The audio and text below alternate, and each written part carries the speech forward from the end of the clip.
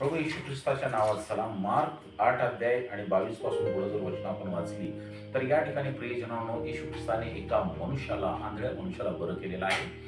पण इथं एक गोष्ट घडलेली आहे की 2 वेळेस येशू ख्रिस्त त्याला स्पर्श करतो तेव्हा तो बरा झाला. सर्व समर्थ परमेश्वर ज्याला आकाश आणि पृथ्वी निर्माण केली त्याला 2 वेळेस त्याला स्पर्श करण्याची गरज काय पडली?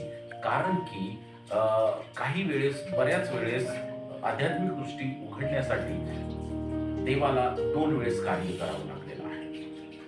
आणि म्हणून या ठिकाणी येशू ख्रिस्ताने त्याला 2 वेळेस स्पर्श केला. आणि त्याचबरोबर हे देखील कारण होतं की येशू ख्रिस्ताच्या भविष्यात जे त्रास होणार आहेत ते त्याच्या शिष्यांना माहीत नव्हतं. आणि ते माहीत होण्यासाठी त्यानं कितीतरी वेळेस त्यांना सांगितलं होतं, पण परत त्यांना सांगण्याची गरज होती की त्याला किती त्रास होणार आहे आणि हे त्यांना समजावं म्हणून येशू ख्रिस्तानं या आंधळ्याला 2 वेळेस स्पर्श केला आणि बरं केलं.